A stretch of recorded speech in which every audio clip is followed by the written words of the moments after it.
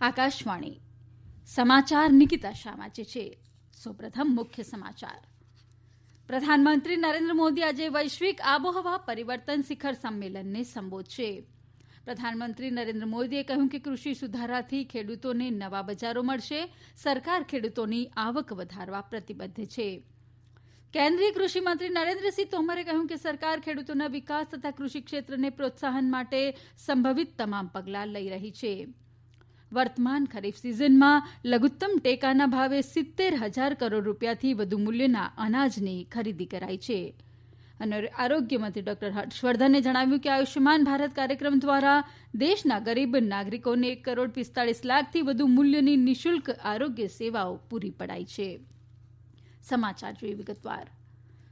પ્રધાનમંત્રી નરેન્દ્ર મોદી ઐતિહાસિક પેરિસ સમજૂતીને 5 વર્ષ પૂર્ણ થયા એ નિમિત્તે આજે વીડિયો કોન્ફરન્સિંગના માધ્યમથી યોજાનાર આબોહવા પરિવર્તન અંગેની વૈશ્વિક બેઠકને સંબોધશે.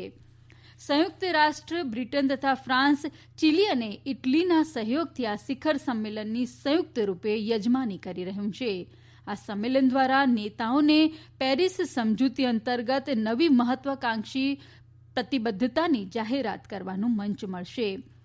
સંયુક્ત રાષ્ટ્ર મહાસચિવ એન્ટોનિયો ગુટરીશ, બ્રિટનના પ્રધાનમંત્રી બોરિસ જોન્સન અને ફ્રાન્સના રાષ્ટ્રપતિ ઇન્યુઅલ મેક્રોન પણ આ શિખર સંમેલનને સંબોધન કરશે.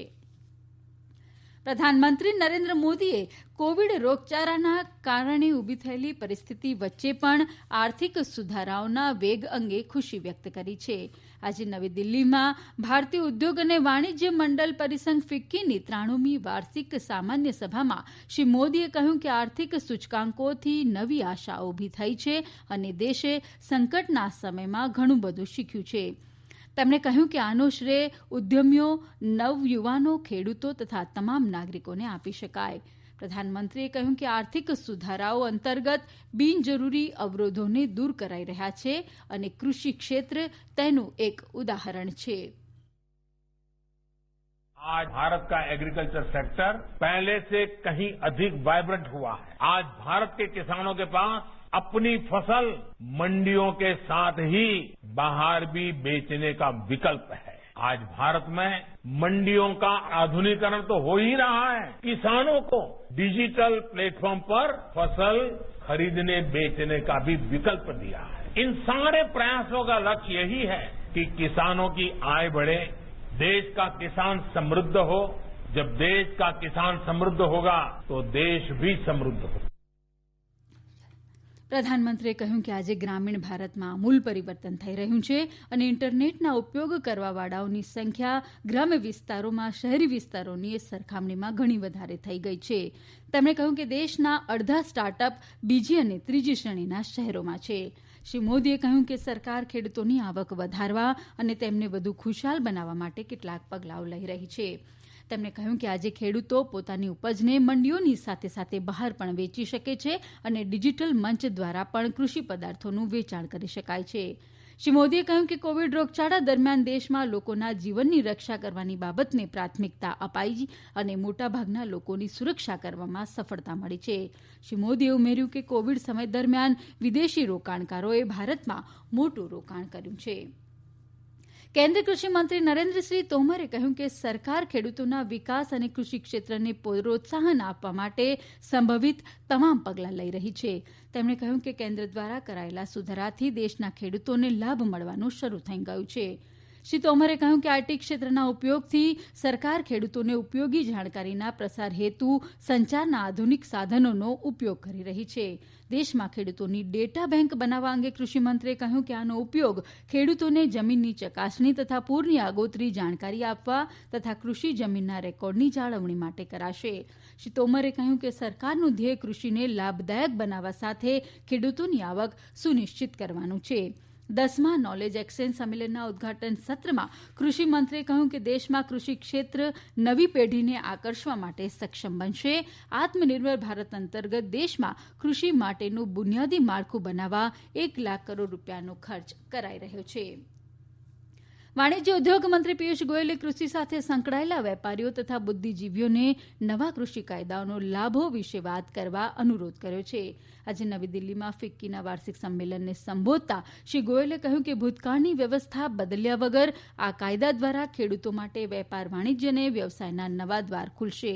તેમણે કહ્યું કે આ કાયદાઓથી ગ્રામીણ ભારતમાં વધુ રોકાણ આવશે અને ખેડૂતોની આવક વધશે. આ સમાચાર આપ આકાશવાણી પરથી સાંભળી રહ્યા છો. વધુ સમાચાર કોરોના અંગેના આ સંદેશ બાદ.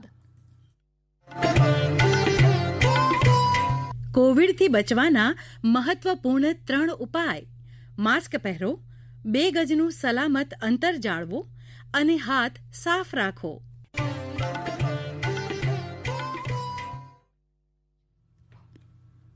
સરકારે જણાવ્યું છે કે વર્તમાન ખરીફ સિઝનમાં લઘુત્તમ ટેકાના ભાવે 70,000 કરોડ રૂપિયાથી વધુ મૂલ્યના અનાજની ખરીદી કરાઈ છે અને આનાથી લગભગ 40,53,000 ખેડૂતોને લાભ થયો છે. કૃષિ મંત્રાલયના જણાવ્યા અનુસાર સરકાર ટેકાના ભાવે ખરીદી ચાલુ રાખશે. મંત્રાલયે જણાવ્યું કે પંજાબ, હરિયાણા, ઉત્તરપ્રદેશ, તેલંગાણા, ઉત્તરાખંડ, તામિલનાડુ, ચંદીગઢ, જમ્મુ કાશ્મીર, કેરળ, ગુજરાત, આંધ્રપ્રદેશ, ઓડિશા, મધ્યપ્રદેશ, મહારાષ્ટ્ર અને બિહારમાં ખરીદી સરળતાથી ચાલી રહી છે. ઉલ્લેખનીય છે કે અત્યાર સુધી કરાયેલી 72 લાખ ટનની કુલ ખરીદીમાં 202 લાખ ટન અનાજ પંજાબમાં ખરીદાયું છે, જે દેશની કુલ ખરીદીના 54.54% છે. આરોગ્ય મંત્રી ડોક્ટર હર્ષવર્ધને જણાવ્યું કે આયુષ્યમાન ભારત કાર્યક્રમ દ્વારા દેશમાં તમામ સ્તરની આરોગ્ય સંભાળ પ્રણાલીમાં પરિવર્તન આવવાની સાથે સુરક્ષાત્મક આરોગ્ય સેવાઓને બળ મળ્યું છે. યુનિવર્સલ હેલ્થ કવરેજ ડે દિવસ નિમિત્તે આયોજિત એક કાર્યક્રમની અધ્યક્ષતા કરતા તેમણે કહ્યું કે આયુષ્યમાન ભારત અંતર્ગત આરોગ્ય અને સુખાકારી કેન્દ્રો તથા પ્રધાનમંત્રી જન આરોગ્ય યોજના દ્વારા દેશના કરોડો લોકોને ગુણવત્તાયુક્ત અને વાજબી આરોગ્ય સેવાઓ સરળતાથી ઉપલબ્ધ થઈ શકી છે. તેમણે કહ્યું કે આ યોજના દ્વારા દેશના ગરીબ નાગરિકોને 1,45,00,000થી વધુ મૂલ્યોની નિઃશુલ્ક આરોગ્ય સેવાઓ પૂરી પાડવામાં આવી છે. ડોક્ટર હર્ષવર્ધને કહ્યું કે કોવિડ રોગચાળાએ સૌને સરળતાથી આરોગ્ય સંભાળ મળી રહે તેવું માળખું ઊભું કરવાની જરૂરિયાત જણાવી છે. આરોગ્ય મંત્રીએ 5મો રાષ્ટ્રીય પરિવાર આરોગ્ય સર્વેક્ષણ NFHS પણ જાહેર કર્યો, જેમાં દેશના રાજ્યો અને કેન્દ્રશાસિત પ્રદેશોની વસ્તી, આરોગ્ય અને પોષણ વિશે વિસ્તૃત માહિતી છે. મહારાષ્ટ્રના મુખ્યમંત્રી ઉદ્ધવ ઠાકરેએ કહ્યું કે શિવસેના પ્રમુખ બાળ ઠાકરેની યાદમાં ઔરંગાબાદમાં બનનારું સ્મારક આગામી પેઢીમાં રાષ્ટ્રવાદની ભાવના જાગૃત કરશે. 1,680 કરોડ રૂપિયાની જળ પાઇપલાઇન પરિયોજનાના નિર્માણ કાર્યનો આજે પ્રારંભ કરાવતા શ્રી ઠાકરેએ આ મુજબ જણાવ્યું હતું. શ્રી ઠાકરેએ ઔરંગાબાદમાં અન્ય 3 પરિયોજનાઓનું પણ વીડિયો માધ્યમથી શિલાન્યાસ કર્યો હતો. ઔરંગાબાદ વિમાન મથકનું નામ બદલવાની યોજના અંગે તેમણે કહ્યું કે રાજ્ય સરકારે આ વિમાન મથકનું નામ બદલીને છત્રપતિ સંભાજી રાખવાના પ્રસ્તાવને મંજૂરી આપી છે અને આ અંગેનો પ્રસ્તાવ કેન્દ્રમાં મોકલાયો છે. આસામમાં ચુસ્ત સુરક્ષા વચ્ચે બોડોલેન્ડ પ્રાદેશિક પરિષદ BTCની મતગણતરી ચાલી રહી છે. તાજા સમાચારો મુજબ યુનાઇટેડ પીપલ્સ પાર્ટી લિબરલ અને બોડોલેન્ડ પીપલ ફ્રન્ટ 13 બેઠકો પર આગળ છે. ભારતીય જનતા પક્ષ 12 બેઠક પર, જ્યારે કોંગ્રેસ 1 બેઠક પર આગળ છે. બોડોલેન્ડ પ્રાદેશિક પરિષદમાં કુલ 40 બેઠકો છે. મતગણતરી મોડી રાત સુધી ચાલે તેવી સંભાવના છે. ભારત, ઈરાન અને ઉઝબેકિસ્તાન વચ્ચે ચાબહાર બંદરના સંયુક્ત ઉપયોગ પર પ્રથમ ત્રિપક્ષીય કાર્યજૂથ બેઠક સોમવારે યોજાશે.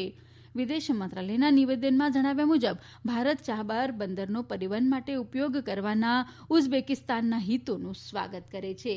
નિવેદનમાં જણાવાયું છે કે આનાથી આ વિસ્તારના વેપારીઓ તથા કારોબારી જૂથો માટે આર્થિક અવસરોના નવા દ્વાર ખુલશે. ઉઝબેકિસ્તાન સહિત અન્ય મધ્ય એશિયાઈ દેશોએ પણ આ બંદરનો ઉપયોગ કરવામાં રસ દાખવ્યો છે. કેન્દ્ર શાસિત પ્રદેશ લદ્દાખના કારગીલમાં લદ્દાખ સ્વાયત્ત પર્વતીય વિકાસ પરિષદે નવી બનનારી તમામ સરકારી ઇમારતો માટે પેસિવ સોલાર ડિઝાઇન અપનાવવાનો નિર્ણય લીધો છે. પરિષદના મુખ્ય કાઉન્સિલર ફિરોઝ અહમદ ખાને પરિષદ સચિવાલયમાં કારગીલ રિન્યુઅલ એનર્જી ડેવલપમેન્ટ એજન્સીમાં પ્રથમ પેસિવ સોલાર ભવન કાર્યાલયનું ઉદઘાટન કરતા આ જાહેરાત કરી છે. અંતમાં મુખ્ય સમાચાર ફરી એકવાર.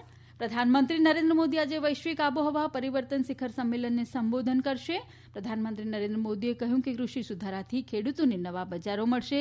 સરકાર ખેડૂતોની આવક વધારવા પ્રતિબદ્ધ છે અને વર્તમાન ખરીફ સિઝનમાં લઘુત્તમ ટેકાના ભાવે 70,000 કરોડ રૂપિયાથી વધુ મૂલ્યના અનાજની ખરીદી કરાઈ છે.